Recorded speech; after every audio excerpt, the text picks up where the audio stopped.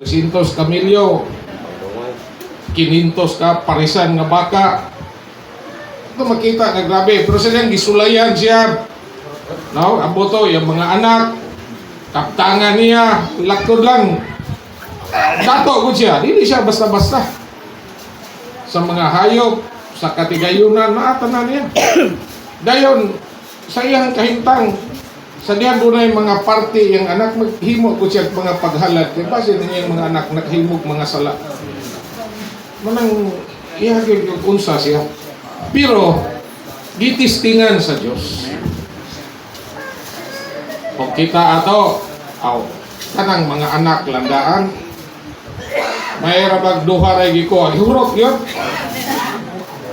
Ya, baka barog kata kita ato, wala tayo. Tumba na ta. Okay na siguro tong mga linibong karniro, linibong kamilyo, baka, ug uban pa niyang kuwan, pwede ra mawala, pero mga anak, di ba? Dili sayon. Pero imo nakita, kuman niya to gihimo. Wa man gyud. Wa man mao sa siho. Sa imo hanggi diha imo gikuha imo magihata di kausap na ay kuan katungod nga mukuha. Mana po sa tanas. Ang ihalad yung unod.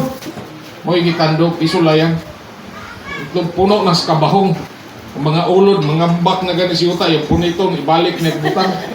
No? Balik na butang, grabe yun yan. Dahil napay yung mga higala. Yung higala, imbis nga murang i-comfort siya, naglalis lang siya. Pero hindi pakasadaan. Kung tao pagka nga husto, di maingunan niyo eh. Imong kahintang, murang gidiin siya ba? Punan pa siya kasawa sa biyain ng imong hog. Biyain ng imong Diyos hog.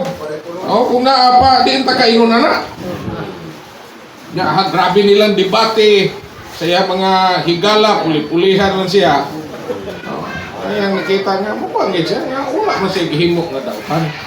Pero sa ulahin na, sa last chapter dito na, iyon siya kaniadto, nakadungog rako mahitungod nimo sa akong igdulong.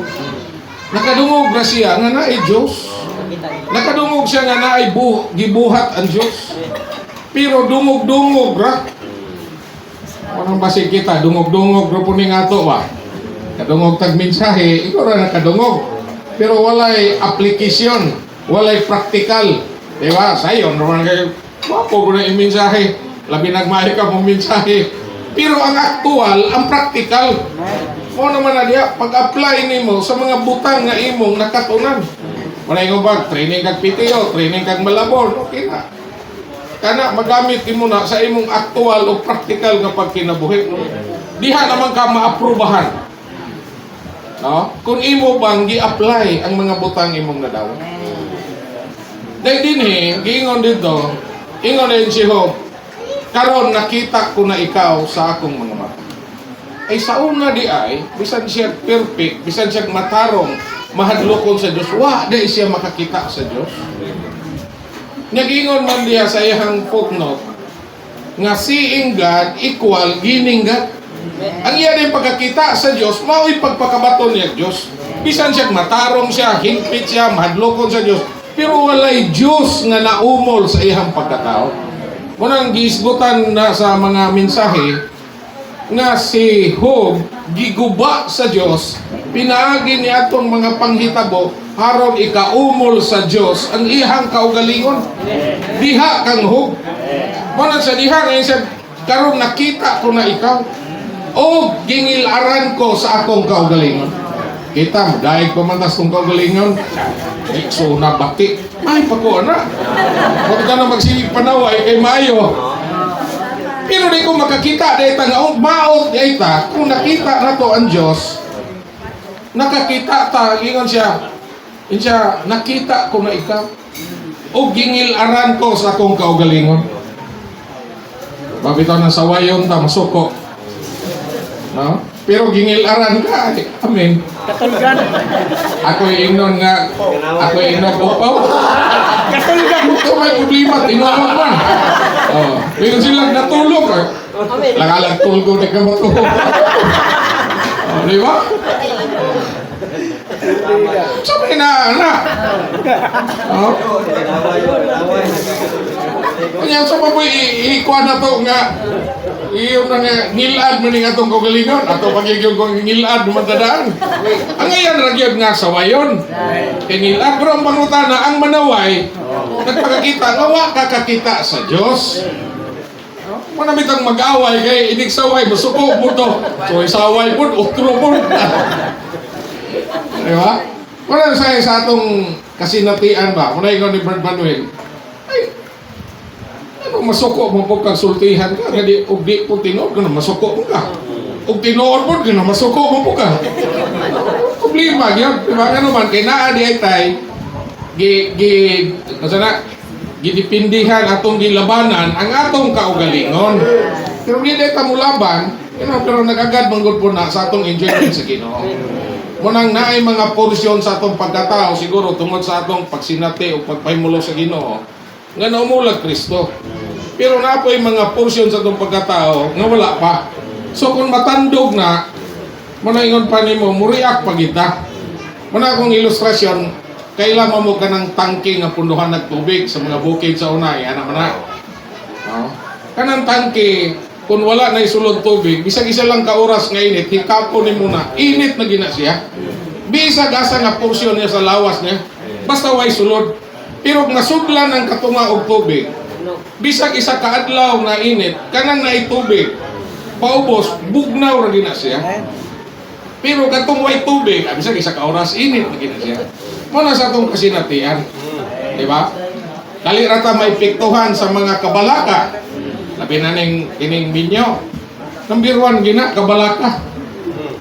Labi na nanay bata. So, sunahon na, sa akong kanino. Eskwela na ni. Na, mga uniform, sa andamon. Balaka, kabalaka. Nakay mga bayronon. Kung mag-umaka, nakay mga utang. Grabing kabalaka na kung dili gid ka mo sandurot sa Ginoo. Kanang kabalakaha mura ingon pareha nagsampinit nga sagbot nga mawiktan ka na. Wa na siguro to sa pinit pero ang katong mga tulog sa pinit nagpabilin pa sa imong panit mo tapot na. Kay bisag matulog ka. Matulog ka. Di ka katulog na kung kiyot ng kabalaka siguro nahuna nimo. Layog-layog ka. Pero mao din ay pagi nga mo labi pagi kang musandurot sa Ginoo. Kunang imo bang buntugon kanang kabalaka, mao man ang ato karon.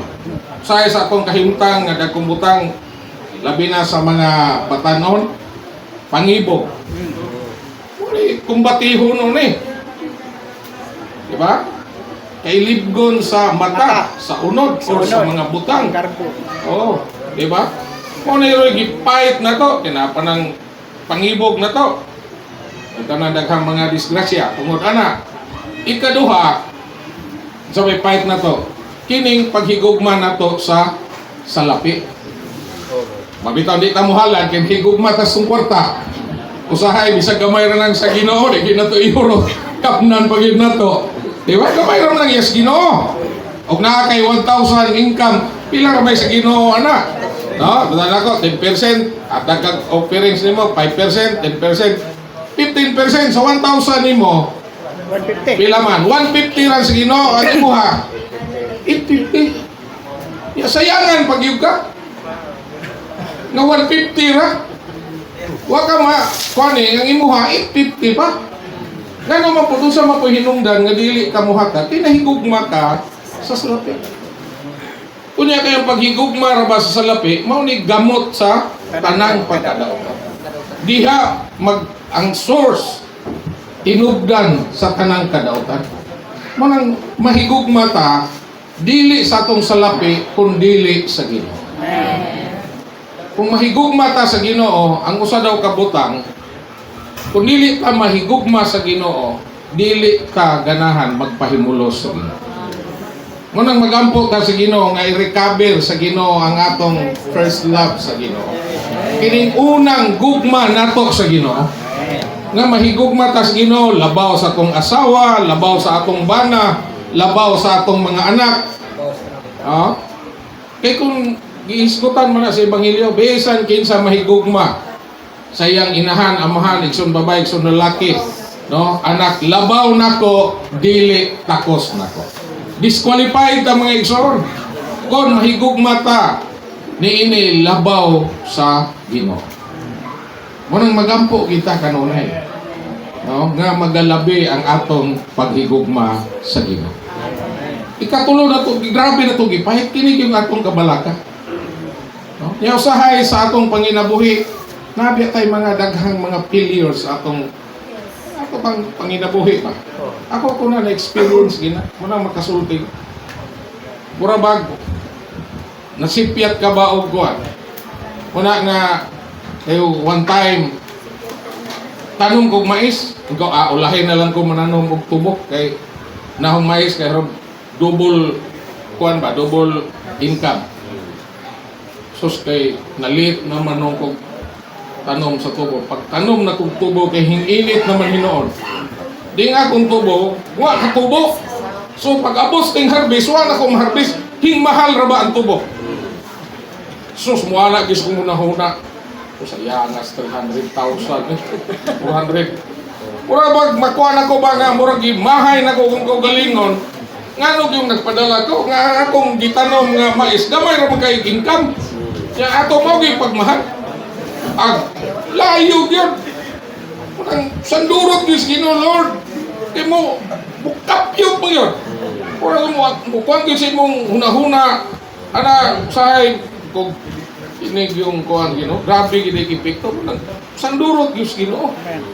Dool yung Ginoo. Kaya ma'am din ay, yan ako nakuha nga ang kabalaka, isgutan sa Pilipos, dili day gikan sa Diyos.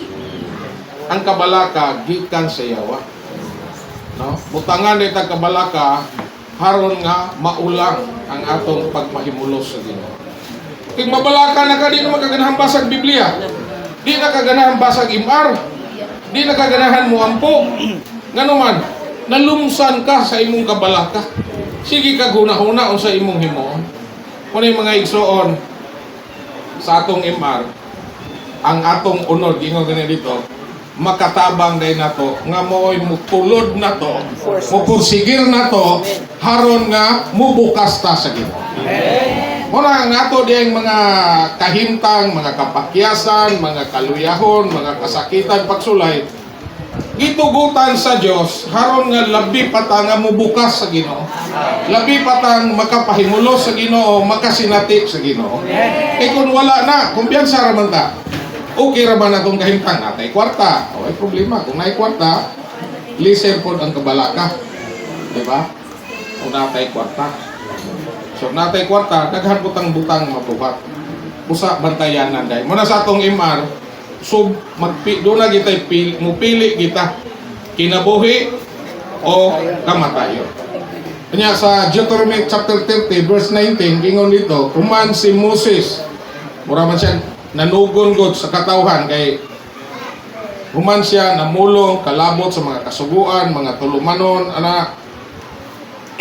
iyahang gi sangpit si Jehovah nga musaksi. No? Ngayon siya sa iyang katawan ug gibutang ko kanimo, no, ang kinabuhi o kamatayon sa imong atubangan, ang panalangin o ang punglo. Maigsoon, moras kong imar, life and death. Kana diya sa Deuteronomy, life and death, dayon mag blessing and curse. So kung musubay ka sa kinabuhi, na ay panalangin. Praise the Lord. Musubay ka sa kamatayon, tunglo. Muna nga, bantayanan day, asa man ta nga linya nagsubay mga igsoon. Doon na ramay duha ka linya. Busa dalaygon kay ang Ginoo, nauta nga ang Ginoo labi pa natong magdasig, ang Ginoo labi pa nato nga mabatunan ang Ginoo ba. Kay ang tinguha sa Dios, ihang iumol, isagol, ipasurok, ipatuhok ang iyang kaugalingon nganhi sa atong pagkatao. Munang si Kristo mahulma sa atong sulod. Si Kristo makabalay sa atong kasintasan. Si Kristo maoy magdahom nganhi nato.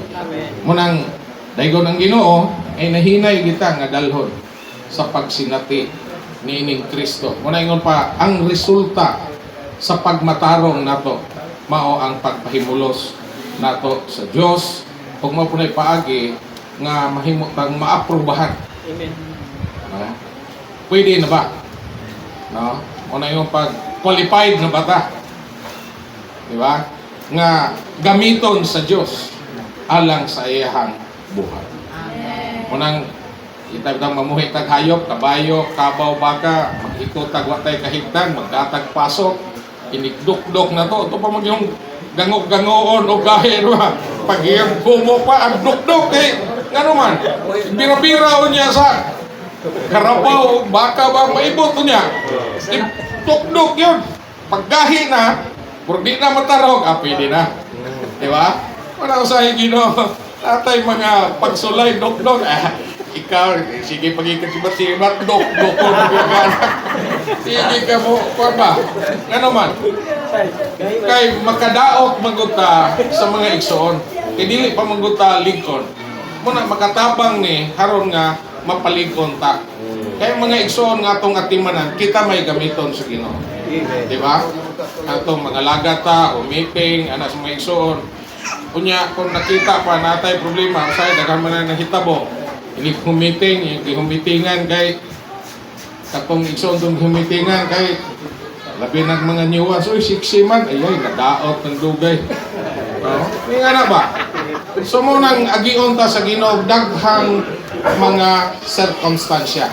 Mo nang naay mga paglutos, mga sana mga pagsulay, mga pagsulay, mga kalisdanan, kasakitan, mo na ituyo nga ang Ginoo maumol nganhi sa matag usan. So daygon kayo ang Ginoo mga igsoon. Kaniudto na kay naparabay ko